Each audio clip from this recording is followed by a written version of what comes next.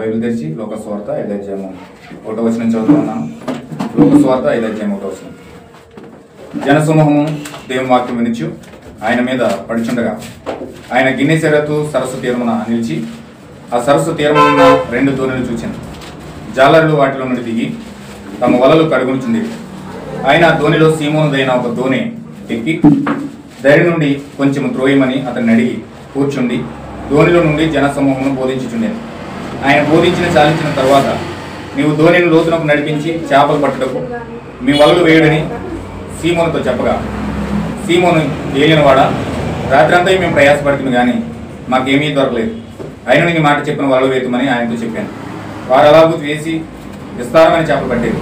అందుచేత వారు వలలు పినిగిపోవచ్చుండగా వారు వేరొక దోణిలోనున్న తమ పాలివారు వచ్చి తమకు సహాయం చేయవాలని వారికి సంధులు చేసిరి.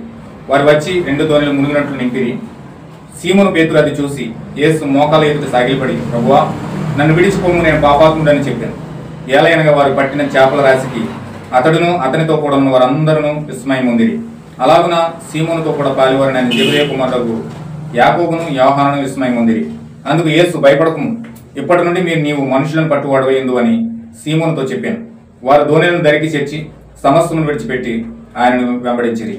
దేవుడి వాక్యం దీవించిన గాక. చిన్న ప్రార్థన చేసుకుందాం. మహోన్నతుడ, సర్వశక్తిమంతుడ, సర్వాధికారి, జీవంగల ప్రభువా, కృపగలమైన యేసు నీ పరిశుద్ధమైన నామముకు స్తుతులు స్తోత్రాలు చెల్లిస్తూ ఉన్నాం. ఇంతవరకు పాట ద్వారా నేను ఆరాధించాం, గణపరిచాం ప్రభువా.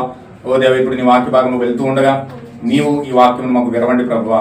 మేము ప్రభు గ్రంథం అయితే తెరవగలము కానీ, పేజీలు అయితే తిప్పగలము కానీ, అక్షరాలు అయితే చదవగలుగుతాం కానీ ప్రభువా. దేవ, దీన్ని అనువాదం చేసేవాడు నీ పరిశుద్ధాత్మైన నీవే వచ్చి ఈ అనువాదం మాకు చేయండి ప్రభువా. ఈ అనువాదం మాకు పూర్తిగా విపులీకరించండి ప్రభువా. ఎందుకొరకు దీన్ని రాసిపెట్టి ఉంచావు, ఏ ఉద్దేశం కొరకు మాకు బైబిల్ ఇచ్చావు ప్రభువా. ఓ, మేము దాన్ని గ్రహించడానికి మా హృదయాలు, మా మనోనేత్రాలు పరిపూర్ణంగా తెరవమని ప్రార్థిస్తున్నాము. వచ్చిన ప్రతి బిడ్డను మీరు అభిషేకించండి. నీ వాక్యం ద్వారా వారి జీవితాల్లో మేలు పొందుకుందరు కాక, వారి జీవితాల్లో నీ స్థానం చూసుకొని నీవు వారిపైన చూపించిన కృపను వారు గుర్తించుదురు గాక. నీకు మహిమ ఘనత ప్రభలు చెల్లిస్తూ ఈ ప్రాంతమును, దేవ యొక్క ప్రదేశముని స్థలమును పరిశుద్ధాత్మ చేత అభిషేకించమని, ఆటంకపరుస్తున్న ప్రతి దురాత్మ శక్తులన్నిటిని యేసు క్రీస్తు నామంలో బంధిస్తూ ఉన్నాం దేవా. ఈ నామంలో నీ పరిశుద్ధాత్మ స్వతంత్రంగా మా మధ్యలో కదలడం గాక. నీకు అప్పగిస్తూ సహాయం చేయి ప్రభు. యేసు క్రీస్తు నామములో ప్రార్థిస్తున్నాం తండ్రి, ఆమేన్. అనుకుంటున్నాం. దేవుని పరిశుద్ధ నామముకు మహిమ కలుగును గాక. హల్లెలూయా. సమయంలో ఇప్పుడు వచ్చిన సోదరి సోదరులందరికీ కూడా ప్రభు యేసు క్రీస్తు నామంలో మీ అందరికీ నా వందనాలు తెలియజేస్తా ఉన్నానండి. అందరికీ వందనాలు. God bless you all. సమయం మనం వాక్యంలోకి వెళ్దాం. నీ మాట చెప్పున అక్కడ పేతురు, యోహాను, ఆంద్రేయ వీళ్ళందరూ కూడా అక్కడ చేపలు పట్టుకోవడం మనం చూస్తూ ఉన్నాం. వాళ్ళందరూ కూడా రాత్రి అంతా కష్టపడ్డారు, కానీ ఒక్క చేప కూడా పడలేదండి. హల్లెలూయా. వాళ్ళు చాలా టెక్నికల్ మైండ్తో ఉన్నవాళ్ళు, వాళ్ళు చాలా తెలివైన వాళ్ళు. చేపలు ఎక్కడ ఉంటాయో కూడా వాళ్ళకి తెలుసు. ఏ విధంగా వేటాడితే చేపలు పడతాయో, ఏ విధంగా వేటాడితే ఎటువంటి చేప పడుతుందో వాళ్ళు అనుగుణంగా కూడా వాళ్ళ యొక్క వృత్తిలో ఉన్నారు కాబట్టి వాళ్ళు పూర్తిగా తెలుసు. ఆ చేప పట్టే విధానం అంతా వాళ్ళకి తెలుసు. కానీ రాత్రి అంతా కష్టపడ్డారు, కానీ ఒక్క చేప కూడా వారికి పడలేదు. అయితే ప్రయాసతో ఒడ్డుకు వచ్చేసారు. తెల్లారి ఒడ్డుకొచ్చి వాళ్ళు వలలు కట్టుకుంటూ ఉన్నారు. వలలు కట్టుకుంటూ ఉన్నప్పుడు యేసుక్రీస్తు వచ్చి వారితో సంభాషిస్తూ ఉన్నాడు. ఏమని సంభాషిస్తున్నాడంటే, ఆ యొక్క వాళ్ళు రాత్రి అంతా ప్రయాణం చేసిన పడవని అధిగమంటున్నాడు. ఆ కూటానికి ఒక ఫుల్ ఫిట్ పెట్టుకోవడానికి, ఆ కూటానికి కొరకు ఆ యొక్క ఓడని అద్దెకి తీసుకుంటా ఉన్నాడు యేసుక్రీస్తు. అద్దెకి అడుగుతూ ఉంటే ఇతను అన్నాడు, రాత్రి అంతా ప్రయాసపడ్డాం, ఒక చేప కూడా పడలేదు, మాకు ఏ బిజినెస్ లేదు ఈరోజు, కనీసం ఇదేనా వస్తుంది, మాకు వస్తుంది అనుకుని అతను ఆలోచించి అతను ఏమనుకున్నాడంటే, సరే మీకు ఇస్తాను, ధోని అద్దెకి ఇస్తానని చెప్పి అద్దెకి యేసుక్రీస్తుకి ఇచ్చేసి ఆయన ఏం చేస్తాడంటే పక్కకి ఆంద్రేయని యోహాన్ని పిలిచి ఏమన్నాడంటే, ఈ యొక్క కూటంలో మనం కూడా ఏకీపిస్తే బాగుంటుంది. ఆమేన్. హల్లెలూయా. మనం కూడా ఈ కూటంలో ఉంటే బాగుంటుంది. మనకి సన్నిహిద్రి సభలు ఉన్నాయి, మనకి యెరూషలేము దేవాలయం ఉంది, మనకి రోజు కూటాలు జరుగుతున్నాయి. కానీ కొత్త సేవకుడు వచ్చాడు, ఏం చెప్పాలనుకుంటున్నాడు విందాం ఒకసారి అని చెప్పేసి ఆయన ఏం చేసి వాళ్ళు ఏం చేస్తున్నారు, పక్కకి వెళ్ళి మాట్లాడుకుంటున్నారు అనమాట. మనం కూడా ఈ కూటంలో ఉందాం, అసలు కొత్త బోధకుడు ఏం చెప్తాడు విందాం అని చెప్పి వాళ్ళు ఆ కూటంలో ఏకీభవించడానికి వాళ్ళు సన్నాహాలు చేస్తా ఉన్నారు. హల్లెలూయా. అయితే అక్కడ ఏం జరుగుతుందంటే, యేసుక్రీస్తు వచ్చి కూటం పెట్టాడు, బహిరంగ సభ. ఆ బహిరంగ సభ ఫుల్ ఫిట్ ఏంటంటే, మన చర్చి ఇప్పుడు మనం ఫుల్ ఫిట్ కట్టి పెట్టుకున్నాం, చక్కగా మాట్లాడుతూ ఉన్నాం, చర్చిలు కట్టుకుంటా ఉన్నాం, చక్కగా ఉంది. అయితే ఆ సముద్రం పక్కన ఫుల్ ఫిట్ ఏంటంటే ఆ పడవే. ఆ పడవలోకి వచ్చి ప్రసంగం చేస్తున్నాడు యేసుక్రీస్తు. ఆ ఒడ్డుని మొత్తం ప్రజలందరూ కూడా చేరిపోయి యేసుక్రీస్తు చెప్పి ప్రసంగం వింటా ఉన్నారు. ఏమేమి హల్లెలూయా. ప్రసంగం అంతా అయిపోయింది. అయిపోయిన తర్వాత స్వస్థత మీటింగ్ జరుగుతున్నాడు. ఆయన ఏం చేస్తున్నాడు? స్వస్థత ప్రార్థన చేస్తున్నాడు. లైన్లో వస్తూ ఉన్నారు జనాలు, ఒక్కొక్కరు స్వస్థతలు చేస్తూ ఉంటే వస్తూ ఉన్నారు. నాకు ఈ రోగం, నాకు క్యాన్సర్, నాకు మలేరియా, నాకు డెంగ్యూ, లేకపోతే నాది ఊపిరితిత్తుల్లో కప్పం పట్టేసింది, రకరకాల వ్యాధులతో, నాకు హార్ట్ అటాక్, లేకపోతే నాకు అది, నాకు ఇది అని అనేకమైన కోట్ల కొద్ది సమస్యలతో యేసుక్రీస్తు దగ్గరికి వస్తూ ఉన్నారు. వాళ్ళందరికైనా ప్రార్థన చేస్తూ ఉన్నాడు. అందరూ స్వస్థపరచబడతా ఉన్నారు. చక్కగా స్వస్థపరచడం ఇవన్నీ కూడా పక్క నుండి శిష్యులందరూ కూడా తెలికిస్తూ ఉన్నారు. ఈ అందరూ పాస్టర్లోనూ స్వస్థత చేయాలంటే టచ్ అంటాడు ఒకడు, లేకపోతే కింద పడేసి ఒకడు, లేకపోతే రకరకాలుగా హావభావాలు ఎత్తుపరుస్తున్నారు. కానీ యేసుక్రీస్తు స్వస్థతలు అలా చేయట్లేదండి. ఈయన ఎలా చేస్తున్నాడంటే ఏదైతే దేవుడు లేఖనాల ద్వారా ప్రవశించాడో ఆయన వచ్చినప్పుడు కుంటివాళ్ళు నడుస్తారు, గుడ్డివారు చూస్తారు, మోగవాళ్ళు మాట్లాడతారు, చనిపోయిన వారు లేస్తారు అని యెషయా ప్రవక్త 35 అధ్యాయంలో, యెషయా గ్రంథం 35 అధ్యాయంలో యెషయా ప్రవచించిన ప్రవచనం ఆధారంగా ఏదైతే పాస్టర్గా ఏదో ప్రవచనాలు చెప్పి మరియమ్మని కొడుకు తగ్గిపోద్దు ఇప్పుడే నీ నామం యేసుక్రీస్తు నామములో ప్రవచిస్తున్నాను అని ఏదో ఉద్రేక భావంతో ఆయన ఏదో ప్రవచనాలు చెప్పట్లేదు. కానీ నేరుగా హృదయ రహస్యాలు చదువుతూ దేవుడు వారి యొక్క లేఖనాల ఆధారంగా దేవుడు వాళ్ళని స్వస్థపరుస్తున్నాడు. హల్లెలూయా. ఆయన దేవుడు అయినట్లుగా స్వస్థపరచట్లేదు కదా. దేవుడు అయినట్టుగా స్వస్థపరచట్లేదు. ఆయన ఎలా స్వస్థపరుస్తున్నాడు అంటే లేఖనాలు స్థిరపరచడానికి. ఏంటి లేఖనాలు స్థిరపరచాలంటే ఒకసారి చూడండి, యెషయా గ్రంథం 35 అధ్యాయం మనం చదివినట్లయితే, తత్తరిల్లు హృదయంతో ఇట్లా నుండి భయపడక ధైర్యముగా ఉండు, నీ దేవుడు వచ్చుచున్నాడు, చేయను ఆయన వచ్చి రక్షించును. అదనమాట. ఇప్పుడు ఆయన వచ్చి రక్షించడానికి భూమికి వచ్చినప్పుడు ఏం చేయాలంటే గుడ్డి వారికి కన్నులు ఇవ్వాలి, చెవిటి వారికి చెవులు ఇవ్వాలి, ఇప్పబడాలి. కుంటివాడు దుప్పు వెళ్ళి గంతులు వేయాలంటే కుంటివాడు కాళ్ళు వచ్చేస్తాయి, కుంటివాడు పనులు వచ్చేస్తాయి, చెవిటోలు చెవి వినపడుతుంది చక్కగా, మోగవాళ్ళందరూ కూడా చక్కగా మాట్లాడతారు, అరణ్యంలో నీళ్ళు ఉబ్బుతాయి, అడవిలో కాళ్ళు. ఇవన్నీ కార్యాలు దేవుడు భూమిపైకి వచ్చినప్పుడు జరగాలి. హల్లెలూయా. ఇప్పుడు ఆయన ఏం చేస్తున్నాడంటే ఈ లేఖనాన్ని కుంటివాడు దుప్పు వెళ్ళి గంతులు వేయను అనే లేఖనాన్ని స్థిరపరచడానికే కుంటోలు కాలు ఇచ్చాడు. నేను దేవుణ్ణి, నేను సృష్టికర్తనని చెప్పుకోవడానికి ఆయన కుంటోలు కాలు ఇవ్వలేదు. కుంటోలు కాలు ఎందుకు ఇచ్చాడంటే యెషయా 800 సంవత్సరాల క్రితమే యేసుక్రీస్తు రాకముందే ముందుగానే ప్రవచించాడు. ఆయన భూమిపైకి వచ్చినప్పుడు ఏమైనా సూచనిస్తాడంటే ఆయన ఏ విధంగా మనం కనుగోవాలంటే కుంటి వారికి కాళ్ళు ఇస్తాడు, గుడ్డి వారికి చూపిస్తాడు, మోగు వారికి మాట ఇస్తాడు అని యెషయా ప్రవచించిన ప్రవచనం ఆధారంగా తీసుకుని యేసుక్రీస్తు ఏం చేస్తున్నాడంటే ఒక్కొక్కరిని కూడా కుంటి వారికి కాళ్ళు ఇస్తున్నాడు, గుడ్డి వారికి కన్నులు ఇస్తున్నాడు, చెవిటి వారికి వినికిడి దయచేస్తా ఉన్నాడు, అలాగే మోగు వారికి మాటిస్తా ఉన్నాడు. ఈ కార్యాలు ఎందుకు ఇది చేస్తున్నాడు అంటే లేఖనాలు స్థిరపరుస్తున్నాడు. ఎప్పుడైతే అలా స్థిరపరుస్తున్నాడో లేఖనాలన్నీ చూస్తున్నాడు. మోనున్న పేతురు, ఆంద్రేయ, యోహాను విస్మయం పొందుతున్నారట. ఏంటినా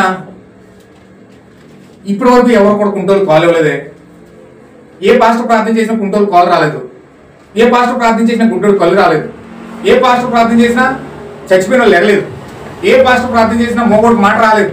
ఈయన వచ్చినప్పుడు జరుగుతున్నాయి. అంటే 800 సంవత్సరాల క్రితం యెషయా ప్రవక్త ప్రవచించాడు ఇలాగని. అంటే దేవుడు భూమిపైకి వస్తే ఖచ్చితంగా కార్యాలు జరుగుతాయి.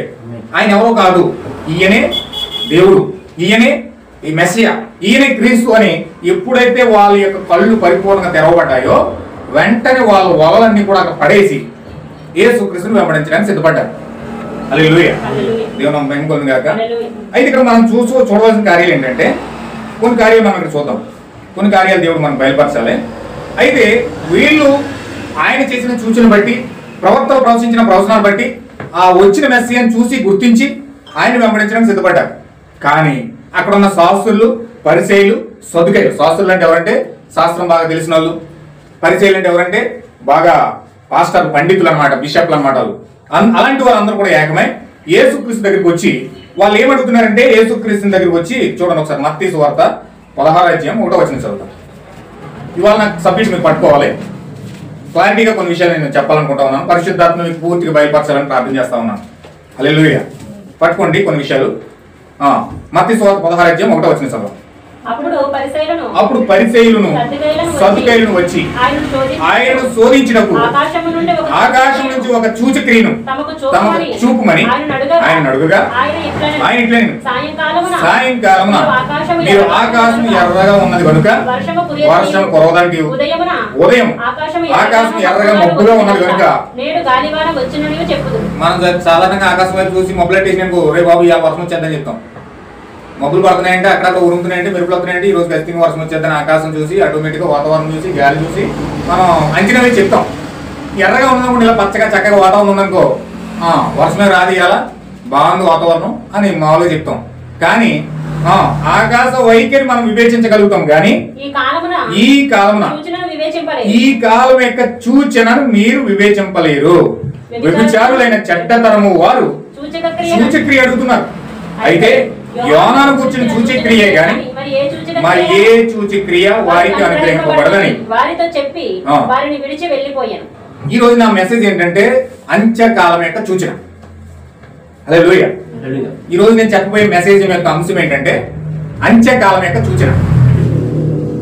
ఈ అంత్యకాలం యొక్క సూచన కోసమే ఇక్కడ ప్రత్యేకంగా ప్రభువు యేసుక్రీస్తు మాట్లాడుతూ ఉన్నాడు. ఈ అంత్యకాలంలో ఏం జరగబోతూ ఉందో ఖచ్చితంగా దేవుని యొక్క కుమారులు కుమార్తెలు దాన్ని గుర్తిస్తారు, దాన్ని కనుగొంటారు.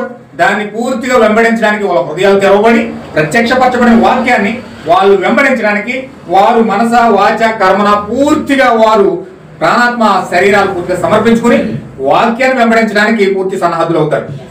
ఆమేన్. హల్లెలూయా. ఎలాగైతే పేతురు గొప్ప ఆస్తిపరుడు అండి, చాలా కోటీశ్వరుడు. సముద్రంలో ఒక పడవ చేయాలంటే కొన్ని కోట్లు ఖర్చు పెడితే కానీ పడవ తయారవచ్చు. అలాంటి ఉన్నతమైన వ్యక్తి, చాలా ఉన్నతమైన వ్యక్తి అండి, చాలా ధనవంతుడు. ఆ యొక్క సముద్రంలో బిజినెస్ అంటే బోల్డ్ సంపాదన అని చాలా సంపాదన వాళ్ళు సంపాదిస్తారు. రోజు వారు సంపాదించే సంపాదనే. ఇల్లారంటే వేటకి వెళ్ళారంటే పెద్ద పెద్ద తిమింగలాలు పట్టుకుంటారు, పెద్ద పెద్ద రకరకాల చేపలన్నీ పట్టుకొని చంపుకుంటూ ఉంటారు. పెద్ద బిజినెస్ వాళ్ళది.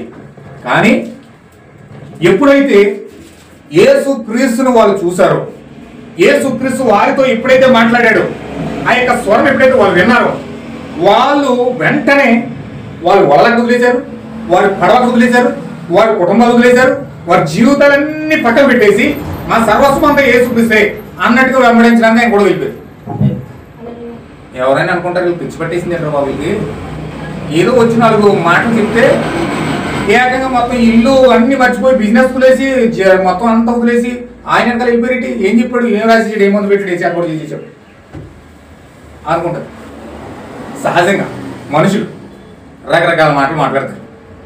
అయితే వాళ్ళకి ఏమైంది అన్నది ఒకసారి మనం చూడాలి. పేతురు అంత పెద్ద కోట్ల బిజినెస్ పెట్టుకుని ఒక్క మాట యేసుక్రీస్తు యొక్క స్వరం వినపడగానే ఆ కోట్ల బిజినెస్ అంతా పక్కన పెట్టేశాడు, వలని పక్కన పెట్టేశాడు, నన్ను వెంబడించండి ఆయన అంటే వెళ్ళిపోయాడు. ఏం జరిగింది అక్కడ? అసలు ఆయనకి ఏం జరిగింది? కుటుంబాన్ని విడిచిపెట్టేశాడు, పడవను విడిచిపెట్టేశాడు, వలను విడిచిపెట్టేశాడు, అన్ని విడిచిపెట్టేసి యేసుక్రీస్తును వెంబడించడానికి ఇతను సిద్ధపడిపోయాడు. ఆయనతో పాటు అందరూ వెళ్ళిపోయాడు, యోహాను వెళ్ళిపోయాడు. హల్లెలూయా. అక్కడ ఏదో జరిగింది. ఏం జరిగింది అన్నది మనం ఖచ్చితంగా మనం చూడాలి.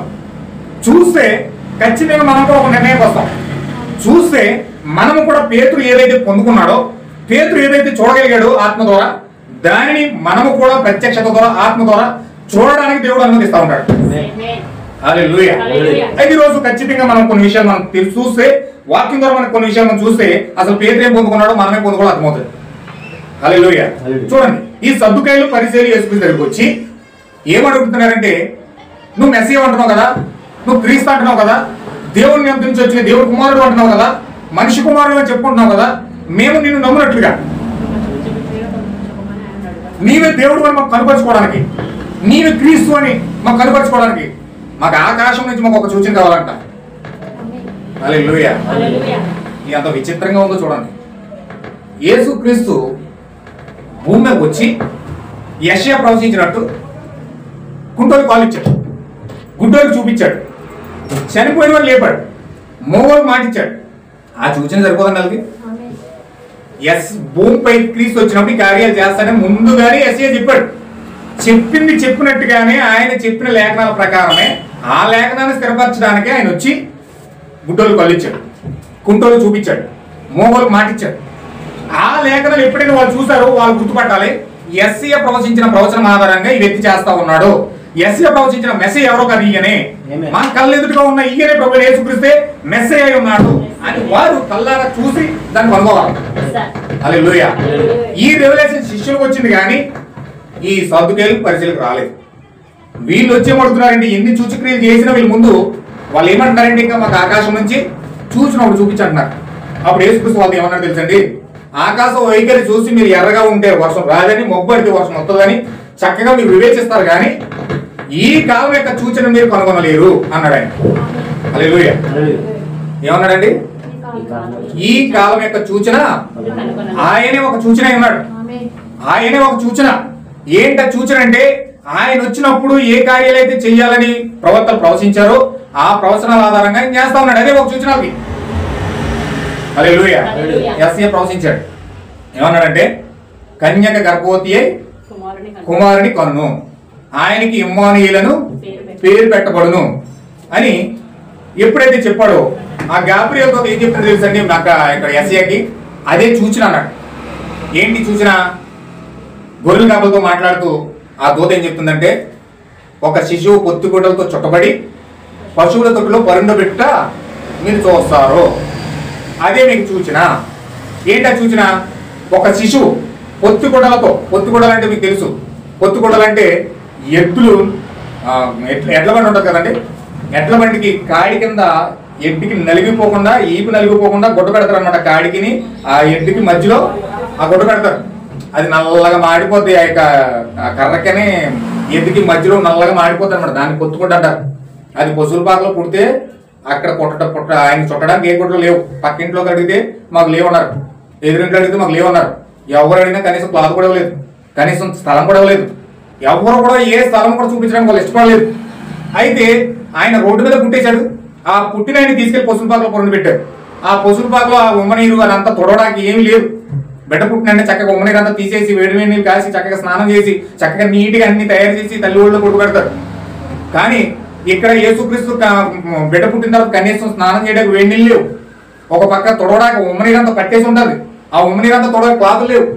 ఆ యొక్క పెండ్లో ఆ పొత్తుగుడ్డలు ఉన్నాయి, ఆ ఎండికాడికి పెట్టిన పొత్తుగడ్డలు ఉన్నాయి. ఆ పొత్తుగుడ్డలు తుడిచి శుభ్రంగా తుడిచి ఆకుడ్లో చుట్టూ ఆ పశువుల తొట్టు పొరలు పెట్టారు. చూడండి ఎంత దీనమైన స్థితిలో చూడండి. అలాంటి ఆ సూచనే గాబ్రియల్ దూత ఈ యొక్క గొర్రెల కాపురికి చెప్తా ఉంది. ఏమని చెప్తా ఉందంటే ఇదే మీకు సూచన. ఒక శిశువు పొత్తుగుడ్డలతో చుట్టబడి పశువుల తొట్లో పొరలో పెట్టి పెడతాడు అని ఎప్పుడైతే చెప్పాడో ఆ యొక్క సూచన వారు చూసినప్పుడు వాళ్ళు తెలియాలి గాబ్రియల్ దూత చెప్పిన శిశువు ఈయన మామూలు శిశువు కాదు, ఈయన లోకపాపం మోసుకుని పోయి వచ్చే దేవుని గొర్రెల మెస్సయ క్రీస్తు అన్న సంగతి గాబ్రియల్ దూత ద్వారా గొర్రెల కాపురం తెలుసుకున్నారు. ఏమైంది? హల్లెలూయా. అయితే ఇక్కడ యేసుక్రీస్తు వీళ్ళతో ఏం మాట్లాడుతున్నాడంటే ఒక శిశువు ఆకాశము ఎర్రగా ఉంది, నల్ల మబ్బుగా ఉందని మీరు వివేచిస్తారు కానీ ఈ కాలం యొక్క సూచన మీరు కనుగొనలేరు. ఎందుకంటే ఈ తరం ఎలాంటి తరం అంటే వ్యభిచారులైన చెడ్డ తరం. వారు సూచక్రియలు అడుగుతున్నారు. అయితే యోనాను కూర్చిన సూచక్రియే గాని మరి ఏ సూచక క్రియ అయినను వారికి అనుగ్రహించబడదని వారికి చెప్పి వారిని విడిచి వెళ్ళిపోయాను. దేవుని నాకు మహిమ కలుగును గాక. ఇప్పుడు ఆయన ఏం చెప్పాడంటే యోనా సూచన అంటే యోనా ఏ విధంగా తిమింగలం కడుపులో 3 రోజులు ఉన్నాడో అలాగే మనుష్య కుమారుడు కూడా 3 రోజులు శ్రమలు పడి సమాధిలోకి వెళ్ళి 3వ దినాన లేచి ఏ విధంగా పునరుద్ధానం చెంది ఆయన ఆరోహణం అయిపోతాడో ఈ విషయాలను ఆ సూచన తప్ప ఇంకే సూచన కూడా ఇంకేం తెలియదు. హల్లెలూయా. అంటే వీళ్ళకి పునరుద్ధానం చూడడమే తప్ప దూరం నుంచి పొందుకునేది ఏం లేదండి. దూరం నుంచి చూస్తారు తప్ప వీళ్ళు ఏం పొందుకోరు. దూరం నుంచి వీళ్ళు దాన్ని చూస్తారు తప్ప ఆ యొక్క శ్రమలు, ఆ శిలువ శ్రమ, ఆ భయంకరమైన యాతన, ఏ విధంగా ఆయన సమాధిలోకి వెళ్తా ఉన్నాడు, ఏ విధంగా పునరుద్ధారణ అవుతా ఉన్నాడు, ఏ విధంగా ఆయన ఆరోహణం అయిపోతా ఉన్నాడు, దూరం నుంచి చూసేవాడు తప్ప ఆ పునరుద్ధారాన్ని పొందుకునే మనుషులు వీళ్ళు కాదు. హల్లెలూయా. అంటే వాళ్ళు సూచక్రియలు అడిగే వాళ్ళు ఎలాంటి వాళ్ళు అంటే దేవుని యొక్క సూచక్రియ కోసం ఎదురు చూసే వాళ్ళు ఎలాంటి వాళ్ళు అంటే దూరం నుంచి దేవుని కార్యాలు చూడడమే తప్ప ఎప్పుడు కూడా వాళ్ళ జీవితాల్లో దాన్ని కలిగి ఉండరు.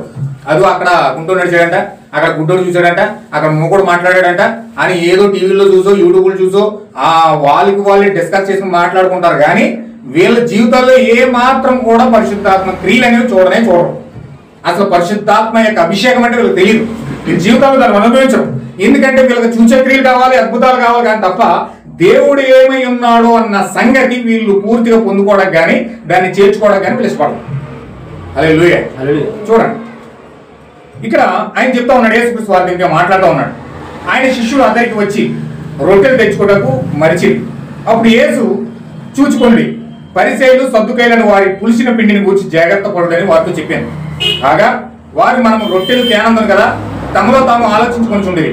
యేసు అది ఎరిగి, అల్ప విశ్వాసులారా, మన యొక్క రొట్టెలు లేవని మీరు ఎందుకు ఆలోచించుకుంటున్నారు? మీరు ఇంకా గ్రహింపలేదా? 5 రొట్టెలు 5,000 మందికి పంచిపెట్టినప్పుడు ఎన్ని గంపలు ఎత్తురో అది అయినను, 7 రొట్టెలు 4,000 మందికి పంచినప్పుడు ఎన్ని గంపలు ఎత్తురో అది అయినను మీకు జ్ఞాపకం లేదా? నేను రొట్టెలు గూర్చి మీతో చెప్పలేదని మీరు ఎందుకు గ్రహింపరు? పరిసయ్యులు సద్దుకయ్యులను వారి పులిసిన పిండి గూర్చి జాగ్రత్త పడుడు అని చెప్పాను. అప్పుడు రొట్టెలు పులిసిన పిండిని గూర్చి కాదు గాని పరిసయ్యులు సద్దుకయ్యులను అను వారి బోధన గూర్చి జాగ్రత్త పడుడని ఆయన తమతో చెప్పినని వారు గ్రహించిరి. ఇక్కడ యేసుక్రీస్తు వారితో మాట్లాడుతున్న విషయాలు వారు గ్రహించలేకపోతా ఉన్నారు, వారు పట్టుకోలేకపోతా ఉన్నారు. వారు దేనికోసం మాట్లాడుతున్నారంటే యేసుక్రీస్తు బోధ కోసం మాట్లాడుతున్నాడు. శాస్త్రులు చెప్పే బోధ, సద్దుకయ్యులు చెప్పే బోధ, పరిసయ్యులు చెప్పే బోధ, ఆ బోధన కోసం మీరు జాగ్రత్త పడమన్నాడు. వీళ్ళేమో ఇలా తెంగరలో చూడండి. యేసుక్రీస్తు బోధ కోసం మాట్లాడుతుంటే యేసుక్రీస్తు మమ్మల్ని తిట్టేస్తున్నాడు. అక్కడ ఏం చేశారంటే దేవుడు ఆశీర్వదించి 5 రొట్టెలు 2 చేపలు 5,000 మంది పంచారు. 5 రొట్టెలు 2 చేపలు 5,000 మంది పంచేసారండి. పంచేసిన తర్వాత 12 గంపలు మిగిలిపోయింది.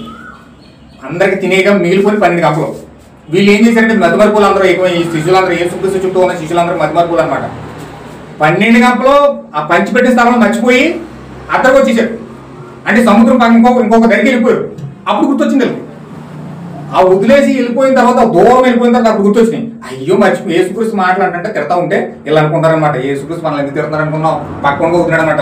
పేతురు ఏమంటాడు, యోహాను మనల్ని ఎందుకు తిడుతున్నాడు అనుకున్నాం? యోహాను మనము అక్కడ 12 గంపలు మర్చిపోయి వచ్చేసాం. నీకైనా తెలియదు బుద్ధి లేదు, ఇక గంపలు తేవాలి కదా, యేసుక్రీస్తు మనల్ని తిడుతున్నాడు అని చెప్పేసి వీళ్ళు లోపల కొనుక్కుంటా ఉన్నారు. ఇంకో చోట 7,000 మందికి పంచారు. 7 రొట్టెలు 4,000 మందికి పంచారు. అక్కడ కూడా అలాగే మర్చిపోయారు. ఎక్కడికి వెళ్ళాలి మర్చిపోయి వచ్చేసి పక్కకి బాధపడతా ఉన్నారు. అప్పుడు యేసుక్రీస్తు ఏం చేస్తాడంటే పులిసిన పిండి కోసం సద్దుకయ్యులు హేరోదు పరిచయం కోసం మాట్లాడుతుంటే వీళ్ళు గంపల కోసం మాట్లాడుకుంటారు. అంటే గంపలు మర్చిపోయామని చెప్పి తిడుతున్నాడు అనుకుంటారు తప్ప వాస్తవంగా ఈయన దేనికోసం మాట్లాడుతున్నాడని గ్రహించలేదు. అప్పుడు యేసుక్రీస్తు వీళ్ళు గ్రహించలేదన్న విషయాన్ని గ్రహించి అప్పుడు చెప్తున్నాడు అనమాట. ఏమని అన్నాడంటే, నేను చెప్పేది రొట్టెల కోసం కాదు, సద్దుకయ్యులు హేరోదీలు బోధిస్తున్న పరిసయ్యులు బోధిస్తున్న బోధ కోసం మీరు జాగ్రత్త పడండి అని స్పష్టంగా యేసుక్రీస్తు వాళ్ళకి చెప్పడం జరుగుతుంది. ఎందుకు ఈ సద్దుకయ్యులు పరిసయ్యులు బోధ కోసం జాగ్రత్త పడమన్నాడు? ఏంటి సద్దుకయ్యులు పరిసయ్యుల యొక్క బోధ ఏంటి? ఖచ్చితంగా మనం చూడాలి. కొన్ని విషయాలు మీరు గ్రహించండి. హల్లెలూయా. చూడండి, యేసుక్రీస్తు చెప్పేది ఏంటంటే పరిసయ్యులు సద్దుకయ్యులు బోధన గురించి జాగ్రత్త పడమన్నాడు. పరిసయ్యులు సద్దుకయ్యులు బోధన గురించి జాగ్రత్త పడమన్నాడు. వీళ్ళు గంపల కోసం ఆలోచించారు, రొట్టెల కోసం ఆలోచించారు. కానీ యేసుక్రీస్తు సూటిగా స్పష్టంగా చెప్పిన తర్వాత వాళ్ళకి చాలా క్లియర్గా అర్థమైంది. ఇప్పుడు మేము పరిసయ్యులు సద్దుకయ్యులు బోధన కోసం జాగ్రత్త పడాలని వాళ్ళు ఆలోచిస్తూ ఉన్నారు. ఏంటంటే మొదటిగా అక్కడలో ప్రభు యేసుక్రీస్తు యొక్క పరిచర్య అంతా కూడా లేఖనాలపై ఆధారపడి ఉంది. ఆయన ప్రజలను ఏదో